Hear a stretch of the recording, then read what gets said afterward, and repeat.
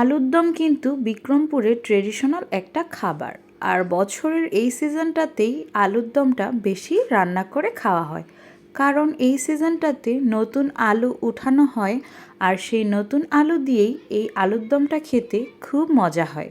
আর এই আলুর দমটাও কিন্তু বিভিন্নভাবে রান্না করা হয়, কিন্তু আজকে আমি শেয়ার করব আমি কিভাবে আলুর দমটা রান্না করি। ফার্স্টে আমি কড়াইতে তেল দিয়ে দিলাম। তেলটা ভালো করে গরম হয়ে গেলে এখানে পরিমাণ মতো পেঁয়াজ কুচি দিয়ে দিলাম।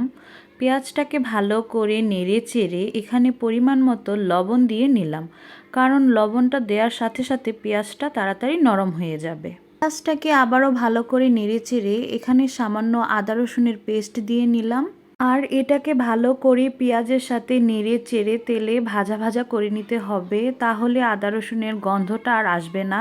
ভাজা ভাজা হয়ে গেলে এখানে সামান্য একটু পানি দিয়ে নিব, কারণ পেঁয়াজটা যাতে পুড়ে না যায়।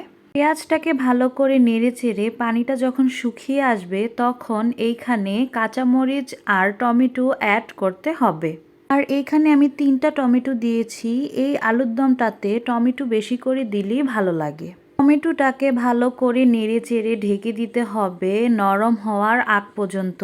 কিছুক্ষণ পরে ঢাকনা উঠিয়ে টমেটোটাকে আবারও নেড়ে চেড়ে দিতে হবে, যাতে তাড়াতাড়ি এটা গলে যায়।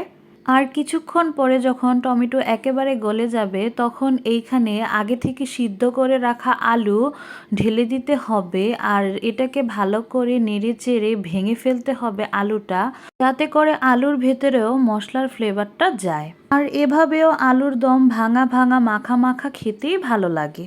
নাড়াচাড়া শেষ করার পরে এখানে ধনিয়া গুঁড়া, জিরা গুঁড়া আর চিলি ফ্লেক্স অ্যাড করতে হবে। আর এই আলুর দমটাতে এইভাবে চিলি ফ্লেক্স অ্যাড করলে এটার টেস্টটা আরও মজা হয়। সব মশলা দেওয়ার শেষে এটাকে ভালো করে নেড়েচেড়ে আলুর সাথে মিক্স করতে হবে।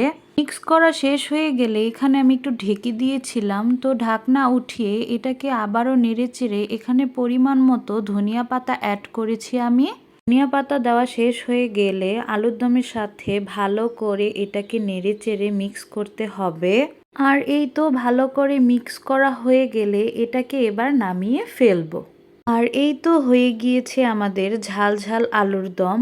আমরা এই আলুর দমটা পরোটা দিয়ে খেয়েছি, আপনারাও চাইলে পরোটা বা লুচি দিয়ে আলুর দমটাকে খেতে পারেন। আর আমার এই রেসিপিটা ফলো করে একবার আলুর দম রান্না করে খেয়ে দেখবেন, ইনশাল্লাহ খুব মজা হবে। আমার ভিডিওটি ভালো লাগলে আমার পেজটি ফলো দিয়ে পাশে থাকবেন। ধন্যবাদ।